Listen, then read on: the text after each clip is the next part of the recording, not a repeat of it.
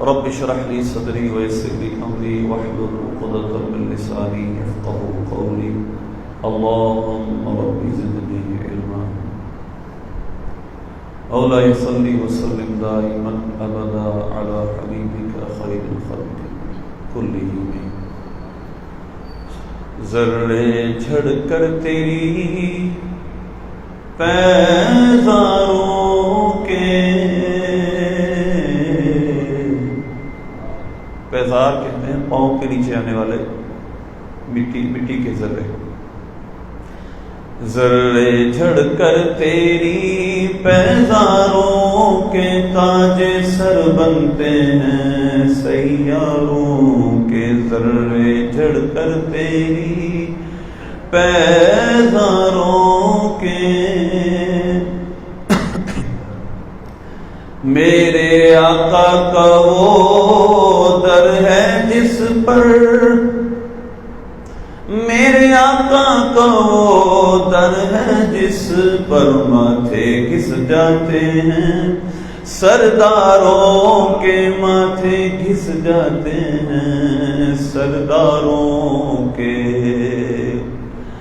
صدق و عدل و کرم و ہمت میں سیدنا صدیق اکبر صدق اور عدل سیدنا فاروق اعظم کی نمایاں صفت سخاوت حضرت سیدنا عثمان غنی کی جو زیادہ نمایاں صفت تھی اور ہمت شجاعت بہادری حضرت مولا علی رضی اللہ عنہ اعلیٰ حضرت نے ایک شعر میں چاروں کی منقبت بیان کر دی صدق و عدل و کرم و ہمت میں صدق و عدل و کرم و ہمت میں چار سو شہرے ہیں ان چاروں کے چار سو شہرے ہیں ان چاروں کے ذرے جھڑ کر تیری پیزاروں کے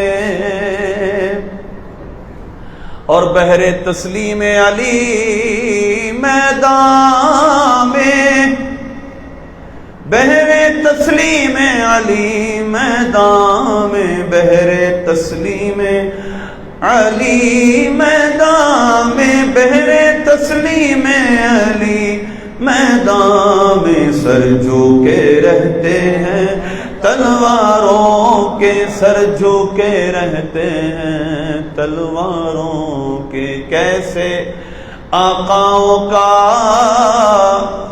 بندہ ہوں رضا کیسے آقاؤں کا بندہ ہوں رضا کیسے آقاؤں کا بندہ ہوں رضا کیسے آقاؤں کا بندہ ہوں رضا بول بالے میری سرکاروں کے بول بالے میری سرکاروں کے بول بھالے میری سرکاروں کے ذرے جھڑ کر تیری پیزاروں کے تاج سر بنتے ہیں سیاروں کے علی المرتضی شیر خدا کرم اللہ تعالی وجہہ الکریم آپ کی شان آپ کا مقام آپ کی عزت آپ کا شرف اللہ اس کے حبیب نے جو بیان کیا بہت زیادہ ہے اور اس پرفتن دور میں ہر طرح کا فتنہ ہمیں نظر آتا ہے کوئی فتنہ وہ ہے کہ جو صحابہ کرام علیہم رضوان کے خلاف ہے ایسے لوگ ہیں فتنہ پھیلاتے ہیں صحابہ کرام کے خلاف بدگمانیاں پیدا کرتے ہیں لوگوں کے سینوں میں اور کچھ ایسے لوگ ہیں کہ جو شان علی المرتضیٰ کو گھٹانے کی کوشش کرتے ہیں اہل بیت کے مقام اور اہل بیت کی شان کو گھٹانے کی کوشش کرتے ہیں اہل سنت و جماعت طریقہ معتدل ہے وہ درمیانہ وہ رستہ ہے جس میں صحابہ کی بھی عزت ہے جس میں صحابہ کو ماننا بھی ضروری ہے اور جس میں اہل بیت کا ادب و احترام بھی ضروری ہے جہاں سیدنا صدیق اکبر کی شان بھی بیان کی جاتی ہے عمر فاروق کی شان بھی بیان کی جاتی ہے عثمان غنی کی شان بھی بیان کی جاتی ہے اور مولا علی کی شان بھی بیان کی جاتی ہے سب کو مانا جاتا ہے اور کسی کی شان کسی کی عداوت میں بیان نہیں کی جاتی. میری بات توجہ سنیے گا. جب آپ کسی کی عداوت میں کسی کی تعریف کرتے ہیں وہ شان بیان نہیں کر رہے ہوتے. عداوت میں تو انسان بعض اوقات اپنے جس کو انسان پسند نہیں کرتا اس کی بھی تعریف کر دیتا ہے. کسی کی ایسی دشمنی انسان بعض اوقات ہو جاتی ہے، اپنے دشمن کی وجہ سے انسان اس کی بھی تعریف کر دیتا ہے جس کی ساری زندگی تعریف نہیں کرتا. تو لہذا عداوت میں جو شان بیان کی جائے کسی کی عداوت میں، وہ شان نہیں ہوتی، دراصل دوسرے کی عداوت کا اظہار ہوتا ہے. تو اہل سنت و جماعت کسی کی عداوت میں کسی کی شان بیان نہیں کرتے. اگر ہم حضرت صدیق اکبر کی شان بیان کرتے ہیں، اس عمر فاروق کی شان بیان کرتے ہیں، عثمان غنی کی رضی اللہ عنہ، ان کی شان بیان کرتے ہیں تو مولا علی کی عداوت میں نہیں، اہل بیت کی عداوت میں نہیں، بلکہ ان کی شان کو تسلیم کرتے ہوئے ان کے ادب و احترام کے ساتھ. اور اگر ہم شان علی المرتضیٰ بیان کرتے ہیں، اہل بیت کی شان بیان کرتے ہیں، اس کا مطلب یہ نہیں کہ ہم خلفائے ثلاثہ سے نفرت کرتے ہیں، معاذ اللہ، ہم کسی صحابی سے نفرت کرتے ہیں، نہیں، ہم ان کا ادب احترام کرتے ہوئے شان اہل بیت بیان کرتے ہیں. تو لہذا اہل سنت کا ہے بیڑا پار کے اصحاب حضور نجم ہیں اور ناؤ ہے عطرت رسول اللہ کی. اس وجہ سے یہی نجات کا طریقہ ہے، یہی نجات کا رستہ ہے. علی المرتضیٰ شیر خدا کرم اللہ تعالی وجہ الکریم، آپ نبی پاک صلی اللہ علیہ وسلم کی بعثت مبارکہ سے 10 سال پہلے پیدا ہوئے. نبی پاک صلی اللہ علیہ وسلم کی تربیت میں رہنے کا شرف پایا. نبی پاک صلی اللہ علیہ وسلم کی آغوش رحمت میں انہوں نے تربیت پائی ہے، اور کیا تربیت پائی ہے، سبحان اللہ. میں آپ کے سامنے اپنی جو آپ کی شان کو بیان کرتے ہوئے سب سے پہلی روایت جو بیان کروں گا وہ حضرت امیر معاویہ رضی اللہ تعالیٰ عنہ سے ہے. یہ سنی کتب میں بھی ہے، رافضی کتب میں بھی یہ روایت ہے، اور اس میں جو الفاظ ہیں اور اس میں جو لفاظی ہے وہ سننے سے تعلق رکھتی ہے. ہمارے ہاں جو بیان کیا جا رہا ہے، جس طرح صحابہ کا نقشہ ہمارے سامنے پیش کیا جا رہا ہے کہ وہ حضرت علی کی عداوت میں تھے. اب تو بات یہاں تک چلی گئی ہے کہ ان کے خلاف ایسی گفتگو ہونے لگی ہے، تلواریں اٹھانے تک کی بات ہونے لگی ہے. ان کے خلاف ہم تلواریں اٹھاتے اگر ان کے دور میں ہوتے. تو لہذا اب ہم سمجھتے یہ ہیں کہ یہ حضرت علی المرتضیٰ سے معاذ اللہ نفرت کرتے تھے. حضرت علی المرتضیٰ کا اپنا خط جو نہج البلاغہ میں ہے، جو آپ نے اہل بصرہ کی طرف لکھا، وہ خط کیا تھا؟ اس کا مضمون یہ تھا کہ آپ نے جنگ صفین میں جو کچھ ہوا اس کی وضاحت کی. آپ نے فرمایا، جس کا مفہوم و خلاصہ یہ ہے کہ نہ ہم امیر معاویہ سے بڑھ کر ایماندار ہونے یا قرآن پاک کو ماننے یا نبی پاک صلی اللہ علیہ وسلم کو ماننے کا دعویٰ کرتے ہیں، اور نہ وہ ہم سے زیادہ ایماندار ہونے کا دعویٰ کرتے ہیں. مطلب یہ ہے کہ یہ ایمان کا مسئلہ نہیں ہے. اور پھر آگے کیا فرماتے ہیں؟ مسئلہ صرف یہ ہے کہ وہ ہم سے عثمان غنی کا قصاص مانگتے ہیں، اور حالات ایسے نہیں تھے جس کی وجہ سے اسی وقت قصاص لیا جا سکتا، اسی وقت قاتلوں کو پکڑا جا سکتا. تو حضرت علی المرتضیٰ فرماتے ہیں ابھی حالات ایسے نہیں ہیں. لیکن حضرت عثمان اور حضرت امیر معاویہ رضی اللہ تعالیٰ، حضرت طلحہ، حضرت عائشہ یہ کہا کرتے تھے پہلے آپ حضرت عثمان کا قصاص لیں پھر ہم آپ کی بیعت کریں گے. تو حضرت علی المرتضیٰ نے فرمایا کہ ان کا اور ہمارا اختلاف صرف اس مسئلے میں ہے، اور کوئی ایمان کا جھگڑا نہیں ہے، کوئی ایمان کا معاملہ نہیں ہے. میں آپ کو چند مثالیں دیتا ہوں. میرے سامنے یہ تاریخ الخلفاء ہے. تاریخ الخلفاء میں بھی اور کئی جگہ یہ روایت ہے. حضرت امیر معاویہ نے ایک خط لکھا حضرت علی المرتضیٰ کو، حضور خنثی مشکل کے متعلق کیا شرعی حکم ہے؟ حضرت علی المرتضیٰ نے وہ تحریر اپنے ساتھیوں کو جو آپ کے سامنے بیٹھے تھے ان کو سنائی. فرمایا دیکھو ہمارا اگرچہ اختلاف ہے لیکن مسئلہ امیر معاویہ پھر بھی مجھ سے پوچھتے ہیں. اس سے مطلب یہ شان دینی کا انکار نہیں تھا، ان کی شان کے منکر نہیں تھے. اگر شان کے منکر ہوتے تو یہ معاملے کیوں ہوتے؟ حضرت امیر معاویہ نے خود سا مشکل یعنی ایسا ہجڑا جس کا پتہ نہ چلے کہ یہ مر ہے یا مادہ ہے، تو لہذا اس کا شرعی حکم کیا، اس کے اندر کون سے احکام لگیں گے، مرد والے یا عورت والے، یہ مسئلہ حضرت علی المرتضیٰ کی بارگاہ میں امیر معاویہ نے بھیجا۔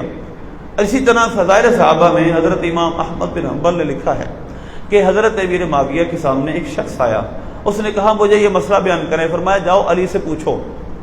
اس نے کہا علی سے پوچھنے سے مجھے اچھا لگتا ہے میں آپ سے پوچھوں۔ آپ نے جواب کیا دیا؟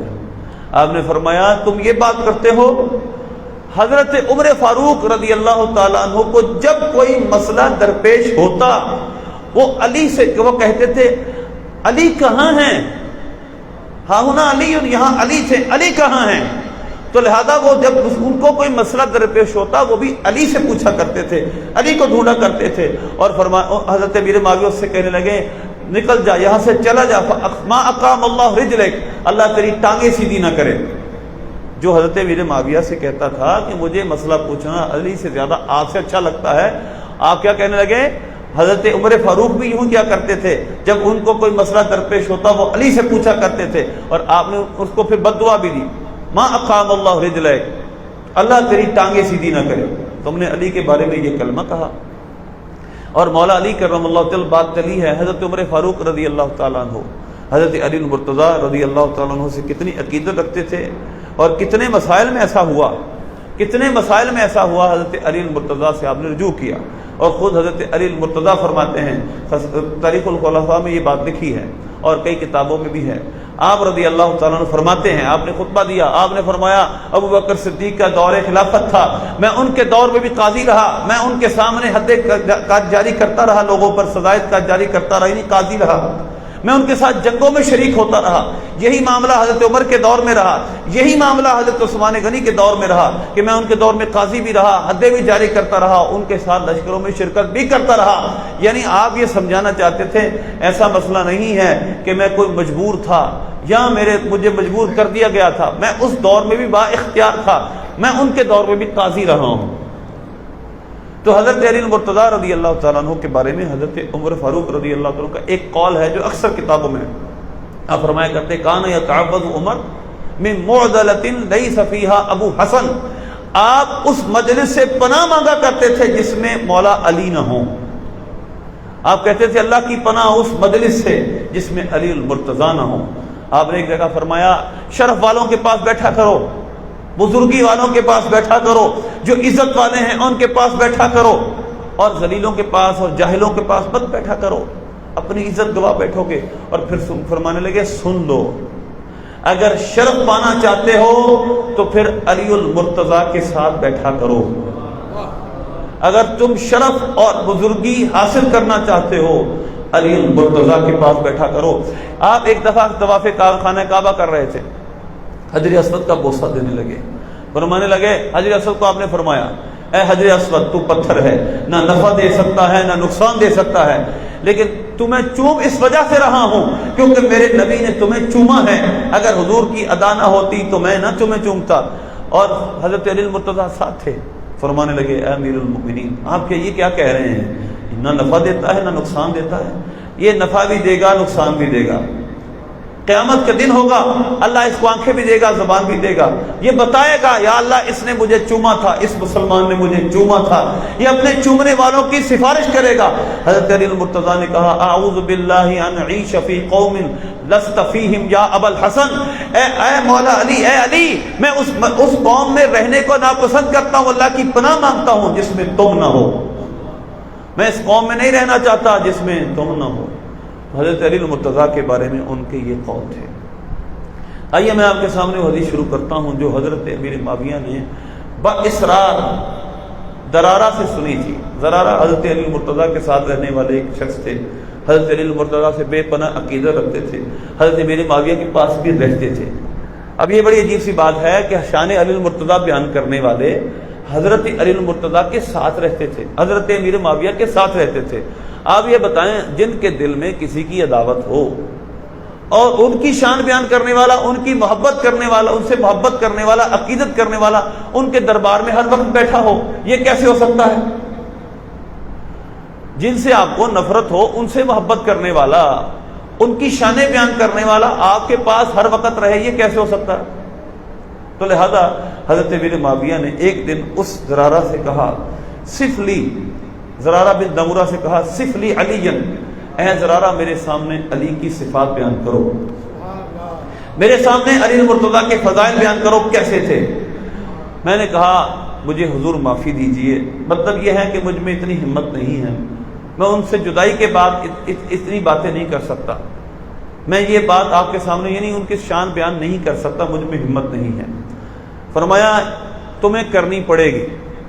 حضرت امیر معاویہ نے کہا لأعفیکا، میں تمہیں معافی نہیں دوں گا، تمہیں علی المرتضیٰ کی شان بیان کرنی پڑے گی۔ اس کے بعد کہنے لگے اما اذا بدہ، اگر یہ ضروری ہے تو میں آپ کے سامنے علی المرتضیٰ کی شان بیان کرتا ہوں۔ اب انہوں نے فصیح و بلیغ انداز میں مولا علی کی شان بیان کی۔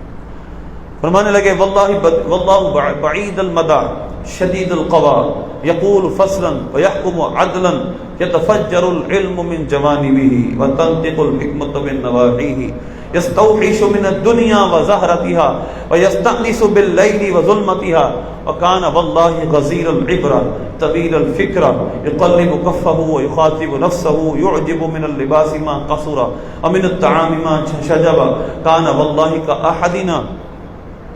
كأحدنا يدنينا إذا أتيناه ويجيبنا إذا سألناه وكان ما تقربه إلينا وقربته منا لا نكلمه هيبة له فإن تبسم فعن مثل اللؤلؤ المنذوم يعظم أهل الدين ويجيب المساكين لا يتعب القوي في باطنه ولا يئس الضعيف من عدله فأشهد بالله لقد رأيته في بعض مواقفه وقد أرخى الليل سدوله وغارت نجومه يميل في محرابه قابضا على لحيته يتملل تملل التسليم ويبكي بكاء الحزين فكاني يسمع الآن وهو يقول يا ربنا يتضرع إليه ثم يقول للدنيا إلي تغررت إلي تشففت هيهات غري غيري قد بتك ثلاثا فعمرك كثير وبجلسي حقير وخطرك يسير من قلة زاد وبعد سفر ووحشة الطريق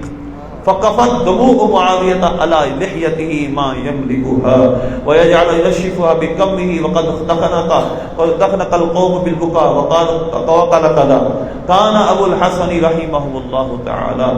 یہ حدیث پاک ہے جس کا حضرت امیر معاویہ کے سامنے درار نے آپ کا حلیہ بیان کیا۔ سب سے پہلا لفظ انہوں نے بولا، آپ کیا تھے؟ شدید المدى، بعید المدى، شدید القوى۔ مولا علی جسم کے اعتبار سے بڑے سخت تھے، بڑے مضبوط جسم والے تھے۔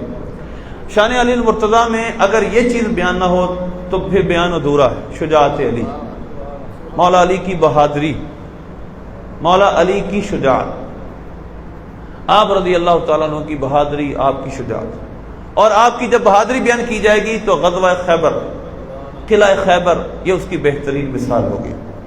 اتنے جسم، مضبوط جسم کے مالک تھے۔ نبی پاک صلی اللہ علیہ وسلم نے غزوہ خیبر کے موقع پر اپنے صحابہ کو بھیجتے رہے، لیکن قلعہ خیبر کا جو محل وقوع ہے وہ اتنا عجیب ہے، وہ درمیان میں قلعہ ہے اور ارد گرد سب فصلیں ہیں۔ یہودیوں نے اپنے لوگ بٹھائے ہوئے تھے قلعے کے دروازوں پر اور کھڑکیوں پر، وہ تیر اندازی کرتے تھے اور قریب جانا قلعے کے بہت مشکل تھا۔ حضور پاک صلی اللہ علیہ وسلم نے بخاری، مسلم اور متعدد کتب حدیث میں حدیث ہے کہ حضرت علی المرتضیٰ کے متعلق حضور نے یہ شان آپ کی بیان کی تھی کہ میں کل اس کو جھنڈا دوں گا جس کے ہاتھ پہ اللہ نے فتح رکھی ہے، وہ اللہ رسول سے پیار کرتا ہے، اللہ رسول اس سے پیار کرتے ہیں۔ اگلے صحابہ فرماتے ہیں صحابہ نے بڑی بے چینی میں رات بسر کی۔ اب اس میں بھی صحابہ کی منقبت ہے، شان ہے، کیونکہ حضور کے الفاظ یہ تھے اللہ اس کے ہاتھ پر فتح رکھے گا، وہ اللہ رسول سے پیار کرتا ہے، اللہ رسول اس سے پیار کرتے ہیں۔ یہ بہت بڑی شان تھی۔ ہر صحابی یہ چاہتا تھا کہ میرے حصے میں شان آئے۔ اگلا دن ہوا، حضور نے فرمایا این علی، علی کہاں ہیں؟ چنانچہ علی المرتضیٰ کو بلایا گیا، عرض کی یا رسول اللہ میری تو آنکھیں دکھ رہی ہیں، مجھے اشوب چشم ہے۔ نبی پاک صلی اللہ علیہ وسلم نے اپنا لعاب دہن لگایا اور حضرت علی المرتضیٰ فرماتے ہیں اس کے بعد مرتے دم تک میری آنکھوں میں کبھی درد نہیں ہوا۔ چنانچہ اس کے بعد حضرت علی المرتضیٰ قلعہ خیبر کی طرف تشریف لے گئے۔ آپ نے قلعہ خیبر کا دروازہ اکھاڑا، صحابہ فرماتے ہیں 40 لوگوں نے اس قلعہ خیبر کے دروازے کو بعد میں اٹھانے کی کوشش کی لیکن نہ اٹھا سکے۔ علامہ ابن حجر نے یہ الاصابہ میں بات لکھی ہے کہ کئی صحابہ اس کو اٹھانے لگے لیکن اس قلعہ خیبر کے دروازے کو اٹھا نہ سکے۔ حضرت علی المرتضیٰ نے اس قلعہ خیبر کے دروازے کو اپنی ڈھال کے طور پر استعمال کیا اور ڈھال بناتے ان کے تیروں اور ان کے تلواروں کا مقابلہ کیا اور صحابہ اس طرح قلعے میں داخل ہو گئے اور قلعہ خیبر فتح ہو گیا۔ اسی قلعہ خیبر میں آپ نے مرحب کو قتل کیا جو 1000 آدمیوں کے برابر سمجھا جاتا تھا، وہ 1000 سے تنے تنہا لڑ سکتا ہے۔ آپ نے اس کو مٹی میں ملا دیا، اس کی کھوپڑی کے 2 ٹکڑے کر دیے۔ تو حضرت علی المرتضیٰ اتنی طاقت والے تھے، اللہ نے آپ کو جسمانی طاقت اتنی عطا فرمائی تھی اور آپ کی اللہ حضور کی بارگاہ میں یہ بھی عطا ہوا آپ سے کہ آپ نے پوری زندگی آنکھوں میں درد نہ ہوا۔ نہ صرف یہ عطا ہوا بلکہ آپ نے حضور پاک صلی اللہ علیہ وسلم نے یہ دعا بھی کر دی، اے اللہ علی سے سردی اور گرمی دور کر دے۔ حضرت علی المرتضیٰ کی جسمانی ساخت اتنی مضبوط ہو گئی تھی، آپ سردیوں کے کپڑے گرمیوں میں پہنا کرتے تھے، گرمیوں کے کپڑے سردیوں میں پہنا کرتے تھے، نہ آپ کو گرمی لگتی تھی نہ آپ کو سردی لگتی تھی۔ یہ حضور پاک صلی اللہ علیہ وسلم کی دعا کا اثر ہوا۔ اور پھر شدید القوا، آپ کے جسم کے اعضاء بڑے مضبوط تھے۔ یقول فصلا و یحکم عدلا، بات کرتے تو فاصلے والی ہوتی، حق و باطل میں فاصلہ کر دیتی، کلام جدا جدا ہوتا، اور وَيَحْكُمُ عَدْلًا، جب فیصلہ کرتے عدل کے ساتھ کرتے۔ اور اسی روایت میں آپ کے بارے میں یہ ہے کہ اگر کوئی مضبوط ہوتا، بڑے عہدے والا ہوتا، بڑے اعمال والا ہوتا، لیکن یہ نہ سمجھ سکتا تھا کہ آپ کے عدل سے بچ لے۔ ایسا نہیں ہو سکتا تھا کہ مال کے اعتبار سے مضبوط ہو، عہدہ بڑا ہو اور آپ کے عدل سے بچ جائے، ایسا نہیں ہو سکتا تھا۔ اسی طرح ایسا بھی نہیں ہو سکتا تھا اگر کوئی غریب ہو، کوئی کمزور ہو تو وہ نا امید ہو جائے کہ مجھے کیا فیصلہ ہوگا، میرے بارے میں عدل کہاں ہوگا، ایسا نہیں تھا، اس کو بھی انصاف ملتا تھا۔ حضرت علی المرتضیٰ کو حضور نے یمن کی طرف قاضی بنا کر بھیجا، عمر ابھی تھوڑی تھی، اور حضور پاک صلی اللہ علیہ وسلم سے عرض کرنے لگے، یا رسول اللہ میں نے تو کبھی یہ عہدہ سنبھالا نہیں، اور بڑے بڑے لوگ ہوں گے وہاں پر، تو لہذا میں ابھی عمر میں تھوڑا ہوں۔ اور سرکار صلی اللہ علیہ وسلم نے جب یہ بات سنی تو دعا کی، اللہم ثبت لسانہ، اے اللہ علی کی زبان کو درست کر دے، اس کے معاملے کو درست کر دے۔ مولا علی فرماتے ہیں اس کے بعد اللہ کی قسم ما شککت، جب بھی میں نے 2 شخصوں میں فیصلہ کیا مجھے کبھی شک نہیں ہوا۔ حضور پاک صلی اللہ علیہ وسلم نے میرے سینے پر اپنا ہاتھ رکھا اور دعا کی، اے اللہ اس کے معاملے کو درست کر دے، اس کی زبان کو درست کر دے، اس کی زبان کو ثابت قدمی دیتے۔ مولا علی فرماتے ہیں مجھے کبھی 2 شخصوں میں فیصلہ کرتے وقت کبھی شک نہیں ہوا کہ میں باطل پہ ہوں یا میں غلط فیصلہ کر رہا ہوں۔ تو یہ آپ کا عدل و انصاف تھا اور آپ رضی اللہ تعالیٰ عنہ کے فیصلے کرنے کا معیار تھا۔ ایک اسی طرح کا فیصلہ اور بڑا عجیب و غریب فیصلہ آپ کی بارگاہ میں آیا۔ ایک شخص کہنے لگا کہ میں نے خواب کے اندر بدکاری کی ہے، میرا حکم کیا ہے، یعنی میرے لیے دنیاوی سزا کیا ہے، میں نے خواب کے اندر بدکاری کی ہے۔ آپ نے فرمایا اس کو دھوپ میں لے جاؤ، اس کو دھوپ میں کھڑا کرو اور اس کے سائے کو کوڑے مارو۔ فیصلہ سنیں نا، ایک شخص ہے اس نے خواب میں احتلام ہوا ہے، خواب میں بدکاری کی ہے، اب وہ کہنے لگا آ کر حضور میرے بارے میں کوئی فیصلہ کرے، میرے بارے میں مجھ پر کوئی حد شریعت جاری کرے جو شریعت کا فیصلہ ہو دنیاوی اعتبار سے۔ آپ نے فرمایا اس کو سورج میں لے جاؤ، اس کے سائے کو کوڑے مارو۔ مسئلہ اس کے جسم کو تو کوئی سزا نہیں، خواب میں کوئی کچھ بھی دیکھ لے اس کو سزا نہیں ہے، تو آپ نے اس کی سزا کیا تجویز کی، اس کو دھوپ میں لے جاؤ، اس کے سائے کو کوڑے مارو۔ یہ آپ کا عدل و انصاف اور آپ کی ذہانت تھی۔ اس طرح کے ذہانت کے واقعات سے تاریخ ہماری اور سیرت آپ کی بھری ہوئی ہے۔ اس کے بعد کہتے ہیں یتفجر العلم من جوانبہ، علم ان کے اندر سے پھوٹتا تھا، مولا علی سے علم پھوٹتا تھا، کیوں نہ پھوٹے، حضور نے خود فرمایا انا مدینۃ العلم وعلی بابها، میں علم کا شہر ہوں، علی اس کا دروازہ ہے۔ جس کو حضور اپنے علم شہر کا دروازہ کہیں یقیناً علم اس سے پھوٹے گا، اور وہ علم رسالت ہے۔ صحابہ فرماتے ہیں کسی نے بھی، کسی صحابی نے سلونی سلونی یہ نہیں کہا، مجھ سے پوچھو مجھ سے پوچھو، قرآن میں سے جو بھی مجھ سے پوچھو کہ میں تمہیں بتاؤں گا۔ یہ مولا علی نے ہیں جنہوں نے صرف یہ کہا تھا سلونی سلونی، جو چاہتے ہو قرآن میں سے مجھ سے پوچھو میں تمہیں بتاؤں گا۔ نعرہ حیدری، نعرہ حیدری۔ اس کے بعد فرماتے ہیں تنطق الحکمت من نواحیہ، اور حکمت ان سے پھوٹتی تھی، حکمت بولتی تھی۔ کیوں نہ ہو، سرکار نے فرمایا انا دار الحکمت و علی بابها، میں حکمت کا شہر ہوں اور علی اس کا دروازہ ہے۔ اسی طرح فرمایا وَيَسْتَوْحِشُ مِنَ الدُّنْيَا وَزَهْرَتِهَا، وہ دنیا سے نفرت کرنے والے تھے، وہ دنیا سے وحشت کرنے والے تھے۔ وَيَسْتَأْنِسُ بِاللَّيْلِ وَظُلْمَتِهِ، رات کے وقت رات کو بڑا پسند کرتے، رات کے اندر آپ کو بڑی انسیت تھی، رات سے بڑی انسیت تھی۔ وجہ کیا تھی اس کی؟ رات کے وقت جب رات ہوتی تو آپ اٹھ جاتے اور اپنے آپ کو مخاطب کرتے، اور اس کے حدیث کے آخر میں دنیا کو مخاطب کرتے، فرماتے اے دنیا تو مجھے دھوکے میں ڈالنا چاہتی ہے، کسی غیر کو دھوکے میں ڈال، اللہ کی قسم میں نے تجھے 3 طلاقیں دے دی ہیں، اور 3 طلاقوں کے بعد رجوع نہیں ہوتا، تو لہذا میں نے 3 طلاقیں تجھے دے دی ہیں، میرے سوا کسی اور کو گمراہ کرنا، مجھے دھوکہ نہیں دے سکتی تو۔ چنانچہ آپ دنیا سے یہ بات کہا کرتے تھے۔ وَكَانَ وَاللَّهِ غَزِيرَ الْعِبْرَةِ طَوِيلَ الْفِكْرَةِ، آپ بہت زیادہ لمبی غور و فکر کرنے والے تھے، بڑی گہری سوچ رکھنے والے تھے۔ يُقَلِّبُ كَفَّهُ يُخَاطِبُ نَفْسَهُ، آپ اپنی ہتھیلی کو بار بار الٹ پلٹ کرتے تھے اور اپنے نفس سے خطاب کیا کرتے تھے، اپنے نفس سے بات کرتے تھے۔ آپ اتنی غور و فکر، آپ کی غور و فکر، اور آج تک اس غور و فکر کا ہم پر احسان میں آپ کو بتاتا ہوں۔ تاریخ الخلفاء میں یہ بات لکھی ہے، ایک دفعہ ابو اسود دولی آپ کے پاس آئے، آپ نے اسے فرمایا سمعت بولدکم فاردت، میں نے تمہارے شہر والوں کو سنا ہے وہ ایسی غلطی کر رہے ہیں جس کی وجہ سے مجھے تشویش ہے۔ ابو اسود دولی کہتے ہیں میں حضرت علی المرتضیٰ کے پاس گیا تو آپ بڑی غور و فکر میں تھے، بڑی لمبی سوچ میں تھے۔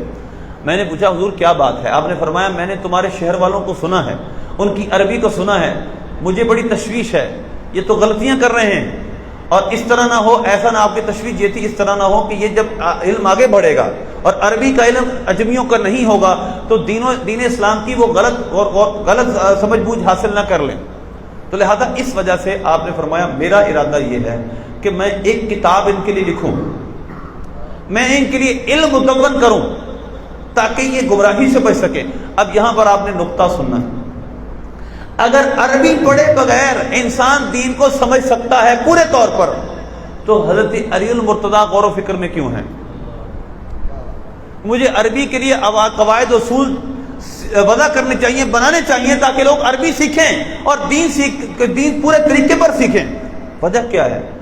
پورے طور پر انسان عربی سیکھے بغیر علم دین کی تحقیق نہیں کر سکتا، اور یہ سب سے بڑا فتنہ اس دور کا، اردو کتابیں پڑھ کے، اردو مصنفین کو پڑھ کے، اور خود اپنے چاہیے بغیر کسی استاد کے لوگ فیصلے کرتے ہیں، اور بڑے بڑے فرقے نے جنم لیا۔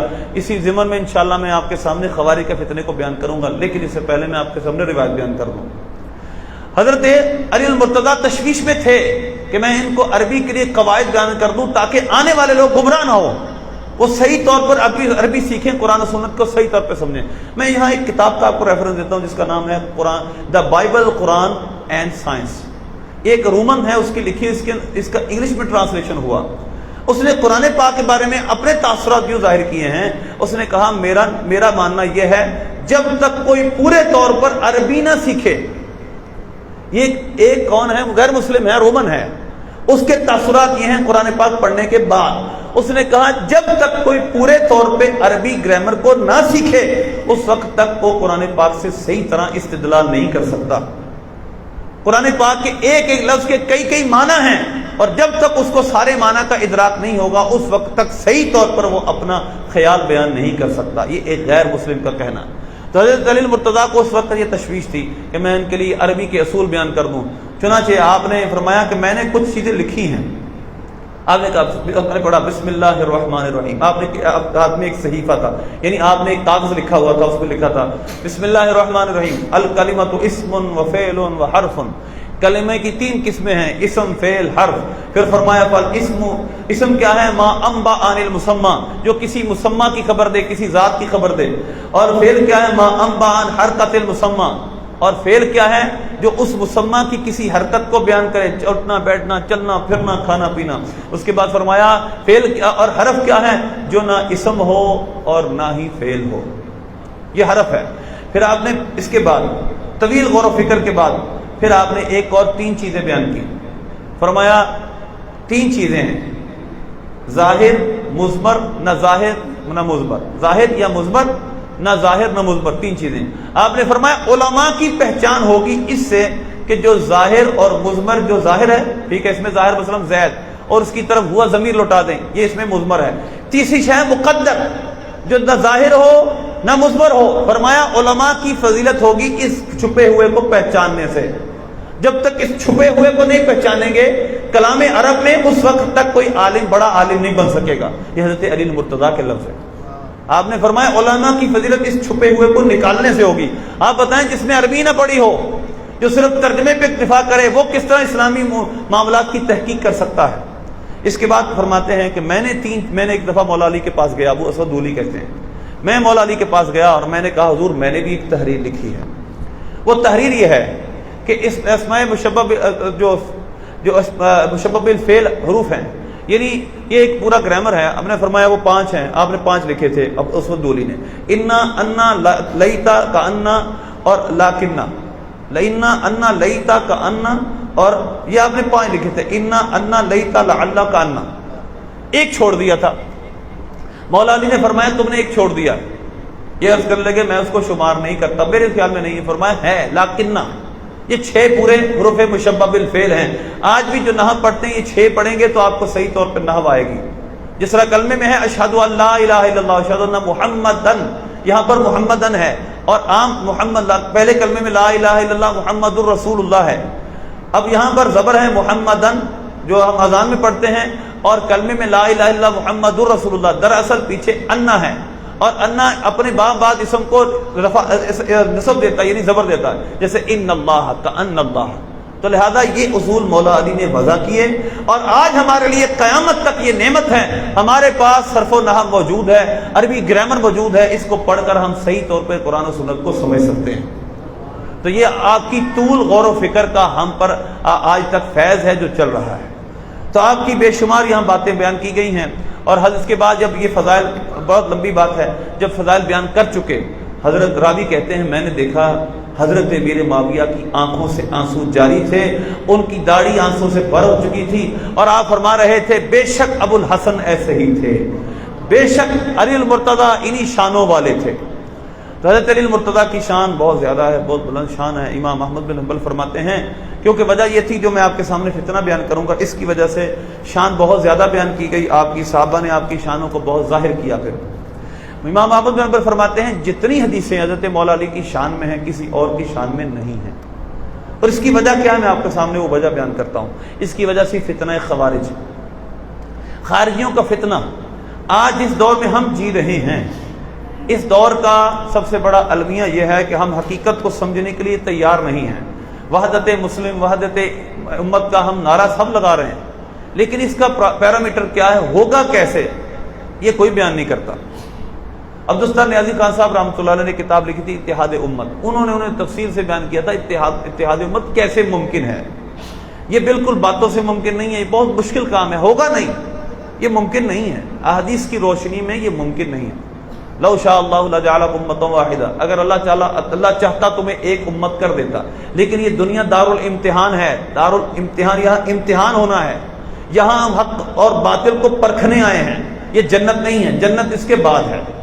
تو لہذا حق اور باطل کو پرکھنے کے لیے اختلاف ہے، یہ رہے گا اور ہے اور ہوگا، اس کی یہ حقیقت ہے، رہے گا اور اس نے رہنا ہے۔ امام مہدی آئیں گے، اس کے حضرت عیسیٰ علیہ السلام آئیں گے تو وہ یہودیت کو، عیسائیت کو اور سارے باطل فرقوں کو ختم کر کے ایک ملت بنا دیں گے۔ اس سے پہلے تک یہ اختلاف رہے گا، اور اس میں ایک گروہ حق پر رہے گا، یہ اپنے ذہن میں بٹھا لیں۔ اب فتنہ خوارج کیا ہے؟ علامہ ابن کثیر نے، اسی طرح ابن تیمیہ نے یہ بات لکھی ہے، اول بدعۃ وقعت فی الاسلام فتنۃ الخوارج۔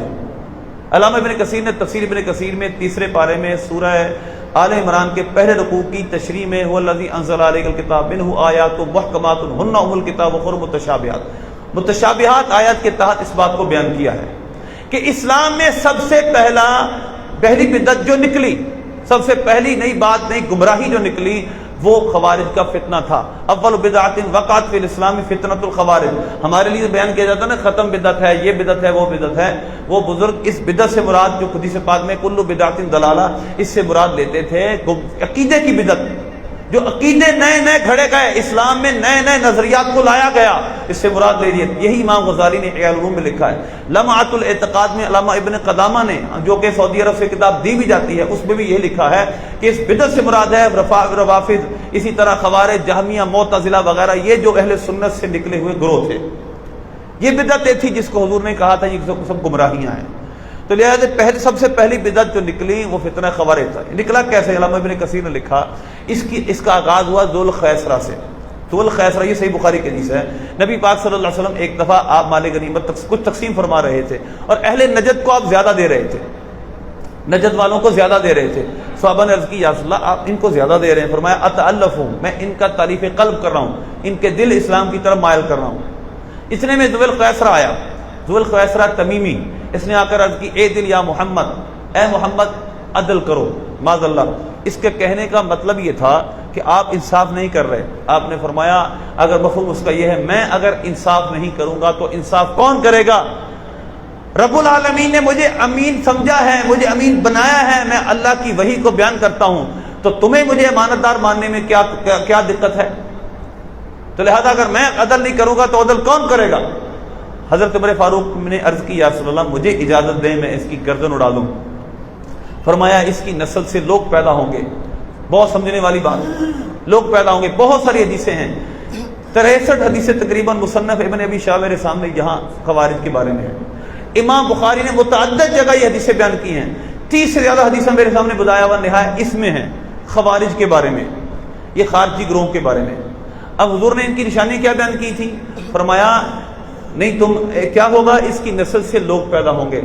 یحقر احدکم صلاتہ مع صلاتکم، احدکم صلاتہم مع صلاتہم، تم اپنی نماز کو ان کی نمازوں کے سامنے حقیر سمجھو گے، ایسی اچھی نمازیں پڑھیں گے، اور تم اپنے روزوں کو ان کے روزوں کے سامنے حقیر سمجھو گے، تم اپنے عمل کو ان کے عمل کے سامنے حقیر سمجھو گے، تم اپنے قرآن پڑھنے کو ان کے قرآن پڑھنے کے سامنے حقیر سمجھو گے. لیکن کیا ہوگا؟ کیا یہ دین سے اس طرح نکل جائیں گے جس طرح تیر اپنے شکار کو جب لگ جاتا ہے جانور کے اندر پیوست ہو جاتا ہے. یعنی مطلب یہ ہے کہ وہ تیر بالکل صاف نظر آتا ہے جب نکالا جائے اور آگے نکل جاتا ہے، بالکل نہ خون کوئی نشان جانور کا اس پر نہیں ہوتا، آگے نکل جائے جب. تو لہذا فرمائے دین اسلام سے صاف نکل جائیں گے.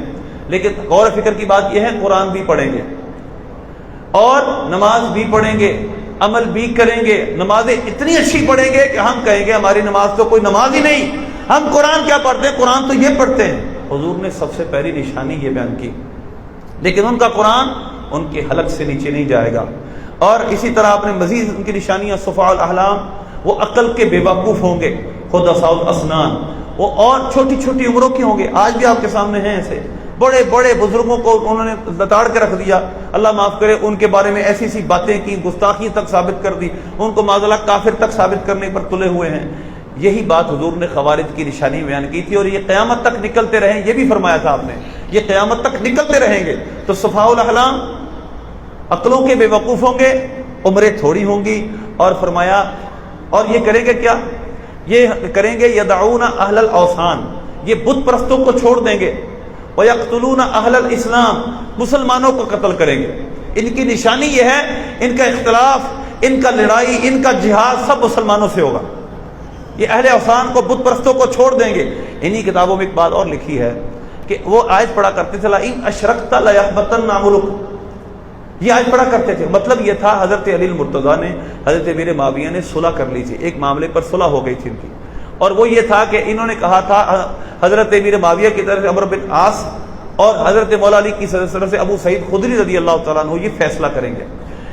چنانچہ خارجیوں نے کہا کہ یہ کیسے ہو سکتا ہے، غیر اللہ کو حاکم مانا جائے، لا حکم الا اللہ، حکم صرف اللہ کا ہے، یہ شرک کر رہے ہیں. لہذا نمازوں میں یہ آیت پڑھا کرتے تھے لئن اشرکت، اگر تم نے شرک کیا تمہارے عمل باطل ہو جائیں گے. ان کے نزدیک مولا علی نے معاذ اللہ کفر کیا تھا، شرک کیا تھا.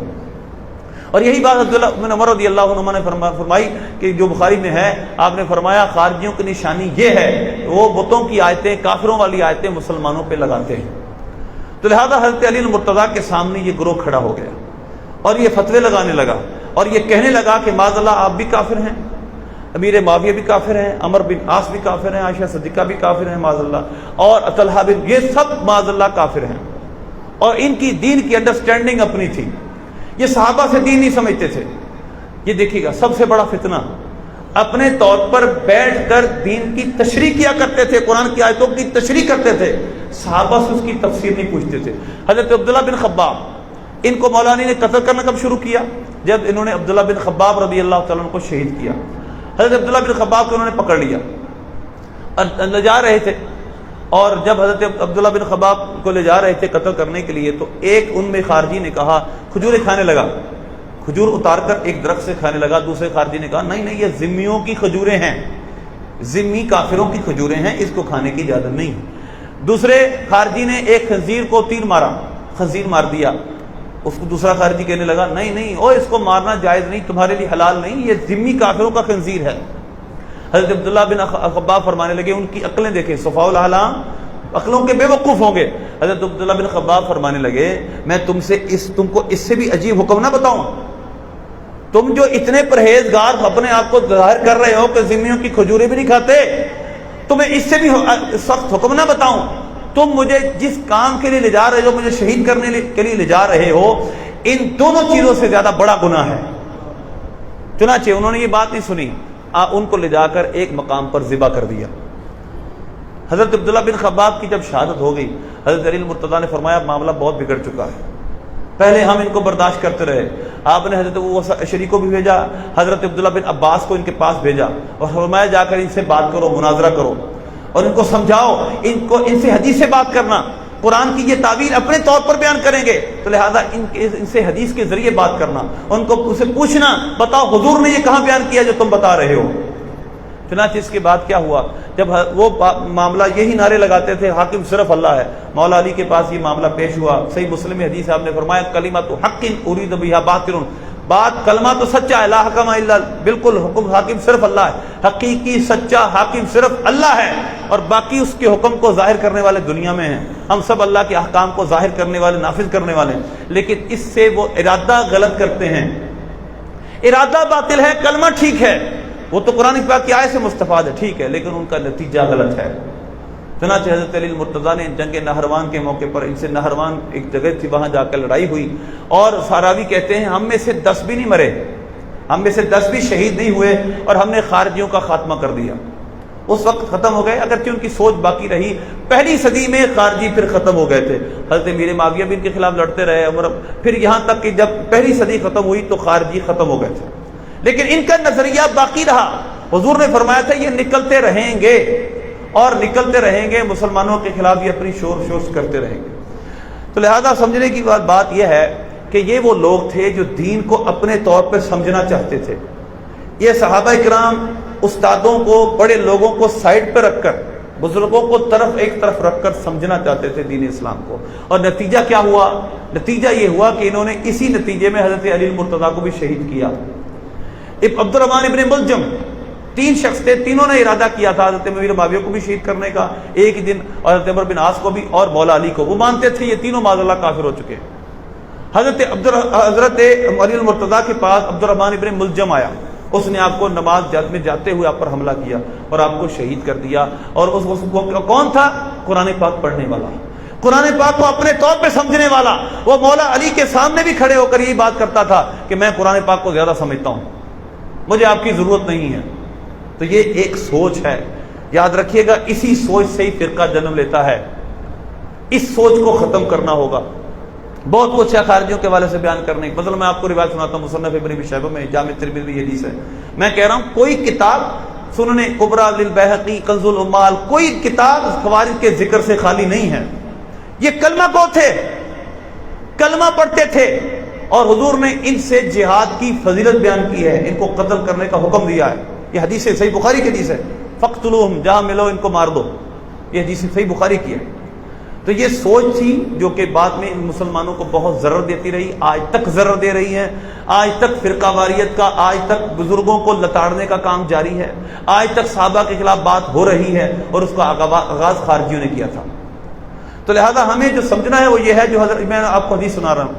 ابو امامہ کہتے ہیں جب جامع دمشق میں 70 خارجیوں کے سر لائے گئے، جب قتل کر دیے گئے ان کے سر لائے گئے عبرت کے لیے، چنانچہ انہوں نے فرمایا اس وقت یہ الفاظ بیان کیے، یہ وہ لوگ ہیں جن کے متعلق قرآن پاک کی یہ آیت ہے، فَأَمَّا الَّذِينَ فِي قُلُوبِهِمْ زَيْغٌ فَيَتَّبِعُونَ مَا تَشَابَهَ، جن کے دلوں میں کجی ہے وہ آیت متشابہات کی تعویل ڈھونڈتے ہیں. قرآن پاک کی آیت کی 2 قسمیں، محکمات، متشابہات. حکم متشابہات کے بارے میں یہ ہے، ان کے بارے میں یہی کہا جائے اللہ رسول اس کی بہتر جانتے ہیں، اس کی مراد کے پیچھے نہ جایا جائے، اس کی ٹو میں نہ جایا جائے. انہوں نے فرمایا یہ وہ لوگ ہیں جو ٹو میں پڑے، اور ان کا حال یہ ہوا. پھر انہوں نے آج پڑھی یوم تبیض وجوہ وتسود وجوہ، جس دن کچھ چہرے سفید ہوں گے، کچھ سیاہ ہوں گے. جو سفید چہرے والے ہیں وہ اہل سنت ہیں، وہ صحابہ کی جماعت ہے، اور جو کالے چہرے والے ہیں یہ ہیں. پھر انہوں نے یہی آیت پڑھی، اور پھر کسی نے پوچھا کیا حضور سے آپ نے یہ سنا ہے؟ فرمایا 1-2 دفعہ نہیں، 7 دفعہ حضور سے میں نے سنا ہے. 7 دفعہ. صحیح بخاری کی حدیث ہے، حضور نے فرمایا یہ جو آیت متشابہات وقت پر غور و فکر کرنے والے ہیں، جب یہ تم ان کو دیکھو تو فاحذروہم، ان سے دور رہو، ان سے بچو. تو لہذا ہمیں حکم یہ ہے جب ایسے گروہ ہوں، صحیح مسلم کا مقدمہ ہے، اسی طرح بے شمار حدیثیں ہیں، ہمیں حکم یہ ہے کہ ہم ان کے فتنے سے محفوظ رہیں، اپنے علماء سے جڑے رہیں. وگرنہ ہوگا کیا جو میں نے آپ کے سامنے بیان کیا ہے، ایک سوچ ہوگی اپنے طور پہ قرآن پاک سمجھنے کی، جگہ جگہ اشتہار لگے ہیں، خدا را زندگی میں 1 دفعہ قرآن ترجمے سے پڑھ لو. اب بھائی ٹھیک ہے ترجمے سے قرآن پاک پڑھیں، لیکن کسی استاد سے جا کر، فری نہیں، کسی اکیلے بیٹھ کے نہیں. دارالاسلامی قرآن پاک پڑھاتی ہے، سمجھاتی ہے، مدرسہ بالغاں سب کچھ ہے، تفسیر کورس ہوتے ہیں، لیکن اپنے طور پر قرآن نہ سمجھیے گا. یہ بات یاد رکھیں، کسی استاد سے سمجھیے گا. ماں و شمام کس کھاتے میں ہیں؟ میں آپ کو بات بتاتا ہوں صحابہ کی، جو عربی النسل تھے، ایلوکیٹ عربی تھے، فصیح و بلیغ عربی تھے، وہ کیا کہا کرتے تھے؟ ان کے بارے میں اللہ کیا فرماتا ہے؟ اللہ ان کے بارے میں فرماتا ہے وَأَنزَلْنَا إِلَيْكَ الْكِتَابَ، اے پیارے حبیب ہم نے یہ آپ پر کتاب نازل کی ہے تاکہ آپ لوگوں کو بتائیں ان پر اترا کیا ہے. صحابہ عربی النسل، ان کو عربی سیکھنے کی ضرورت نہیں، وہ عربی کلام کو سمجھنے والے، بہت بڑے عربی، پوری دنیا کو عجمی یعنی گونگا کہنے والے. اللہ فرماتا ہے تاکہ آپ بتائیں لِتُبَيِّنَ لِلنَّاسِ مَا نُزِّلَ إِلَيْهِمْ، لوگوں کو بتائیں ان پر اترا کیا ہے. اللہ نے کئی مقامات پر قرآن پاک میں فرمایا. اور دوسرا پارہ یہ ہے کما ارسلنا فیکم رسولا منکم یتلو علیکم آیاتنا ویزکیکم ویعلمکم الکتاب والحکمت ویعلمکم ما لم تکونوا تعلمون. اللہ نے آپ کو بھیجا ہے، اور آپ کے منصب کیا ہیں پیارے حبیب؟ آپ لوگوں کو کتاب سکھائیں، حکمت سکھائیں، آپ لوگوں کو کتاب سکھائیں، حکمت سکھائیں، ان کو پاک کریں. آپ بتائیں جب صحابہ کو بھی قرآن سیکھنے کے لیے عربی النسل ہونے کے باوجود سرکار کی ضرورت ہے، تو ہم اور آپ جب عربی جانتے نہیں، کس طرح ہم یہ دعویٰ کر سکتے ہیں ہم قرآن کو اکیلے بیٹھ کے سمجھ لیں گے؟ تو یاد رکھیے گا یہی خوارج نے کیا تھا، اور یہی ہوا ہے جس کی وجہ سے فتنے سارے جنم لے رہے ہیں. اور اسی حدیث پاک کے آخر میں ابو امامہ نے حدیث پاک بیان کی. نبی پاک صلی اللہ علیہ وسلم نے ارشاد فرمایا تھا، یہ حدیث بالکل صحیح ہے، جامع ترمذی میں بھی ہے، ابو داؤد میں، بے شمار کتابوں میں ہے. حضور نے فرمایا میری امت 73 گروہوں میں تقسیم ہو جائے گی، کلھا فی النار الا واحدۃ الا سواد الاعظم. اس حدیث میں یہ ہے سب جہنمی ہے ایک سواد اعظم کے سوا، مسلمانوں کے سب سے بڑے گروہ کے سوا. حضور نے اس کو جماعت کہا، سواد اعظم کہا، صحابہ کی جماعت کہا. اب سوال یہ پیدا ہوتا ہے، آخر میں بس آخری بات کرنے لگا ہوں، کیا یہ جو سواد اعظم ہے اس پر یہ لوگ اعتراض کرتے ہیں مسلمانوں کا سب سے بڑا گروہ اگر ہدایت پر ہے؟ اللہ فرماتا ہے وَلَكِنَّ أَكْثَرَ النَّاسِ لَا يَعْلَمُونَ وَلَكِنَّ أَكْثَرَ النَّاسِ لَا يَفْقَهُونَ. اکثر لوگ نہیں جانتے، اکثر لوگ غور و فکر نہیں کرتے، اکثر ایمان نہیں لاتے. تو لہذا قُلْ لَا يَسْتَوِي الْخَبِيثُ وَالطَّيِّبُ وَلَوْ أَعْجَبَكَ كَثْرَةُ الْخَبِيثِ. آپ فرما دیے خبیث اور طیب برابر نہیں ہے اگر تمہیں خبیثوں کی کثرت تعجب میں ڈالے. وہ کہتے ہیں اللہ تو کہتا ہے قرآن پاک میں کہ میجورٹی گمراہ ہوتی ہے، میجورٹی عقل نہیں رکھتی، میجورٹی لا علم ہوتی ہے. تو لہذا آپ کیسے کہہ سکتے ہیں مسلمانوں کی میجورٹی جس پر ہو وہ سچا ہے؟ آپ کی بات درست ہوتی اگر ہم اس سے مراد عوام لیتے، عام لوگ لیتے. ہماری اس سے مراد عوام نہیں ہے، ہماری اس سے مراد ہے صحابہ، تابعین، تبع تابعین، فقہاء مجتہدین، مفسرین، صوفیاء، اولیاء. صوفیاء، اولیاء، فقہاء کی کثرت جس پہ ہے وہ طریقہ اہل سنت و جماعت ہے، اور ہمیں حکم یہ ہے کہ اس جماعت کے ساتھ ہم نے رہنا ہے. لہٰذا اپنے آپ کو گمراہی سے بچانا چاہتے ہیں تو ایک ہی طریقہ ہے. اور مولا علی کی شہادت کو پڑھیے گا اور فکر کیجیے، علی سے پوچھیے گا اس کا بنیادی سبب کیا تھا. تو لہذا آپ کو سب سمجھ آ جائے گا. تو لہذا طریقہ اہل سنت پہ ہمیں استقامت سے ڈٹے رہنا چاہیے، اپنے علماء سے مربوط رہنا چاہیے.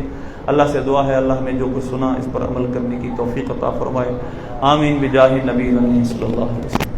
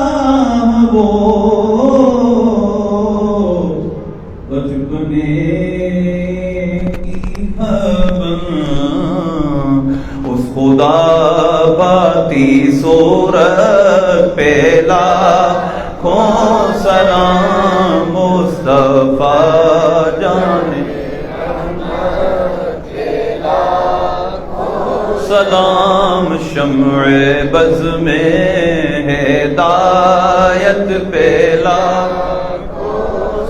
ہم غریبوں کے آقا پہ بے حد درود، ہم غریبوں کے آقا پہ بے حد درود، ہم فقیروں کی سرور پہ لاکھوں سلام، مصطفیٰ جانے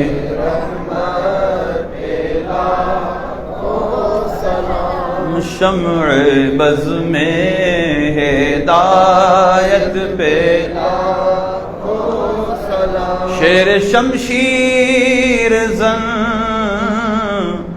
شاہ خیبر شکن، شیر شمشیر زن شاہ خیبر شکن، شیر شمشیر زن شاہ خیبر شکن، پر توئے دست قدرت پہ مصطفیٰ جانے رحمت پہ لاکھوں سلام، شمع بز میں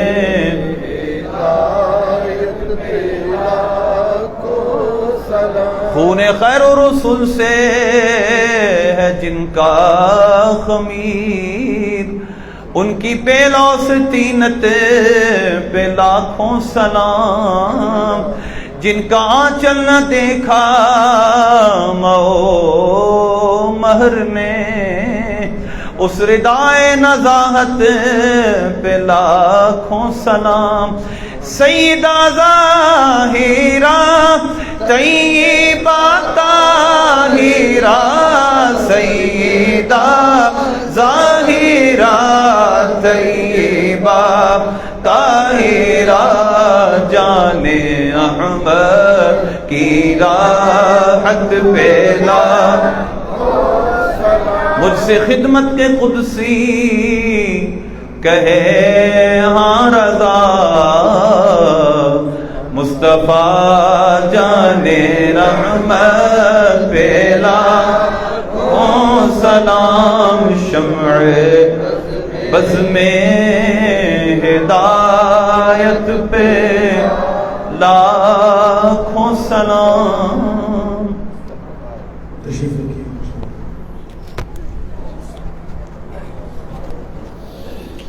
اللہ اللهم ربنا آتنا في الدنيا حسنة وفي الآخرة حسنة وقنا عذاب النار اللهم اغفر وارحم وأنت خير الراحمين. یا اللہ پاک آج کی حاضری کو اپنی بارگاہ میں قبول فرما، اپنے سوا کسی کا محتاج نہ فرما، بیماروں کو شفا عطا فرما، قرض داروں کو قرضوں سے خلاصی عطا فرما، پریشان حالوں کی پریشانیوں پر رحمت کی نظر بنا فرما.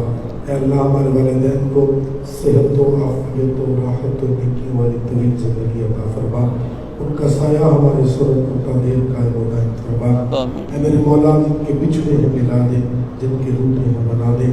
اے میرے مالک ان احباب نے ان محافل میں تعاون فرمایا ہے، میرے مولا تمام کو دین و دنیا کی برکت عطا فرما. جس انداز میں بھی جس نے تعاون کیا اس کا تعاون اپنی بارگاہ میں قبول فرما.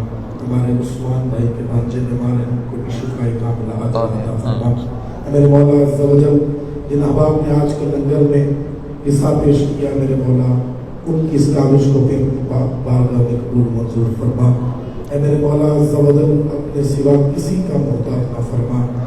اللہم اغفر وارحم وانت خیر الراحمین. صلی اللہ تعالی علی حبیبہ الکریم وعلی آلہ وصحبہ اجمعین برحمتک یا ارحم الراحمین.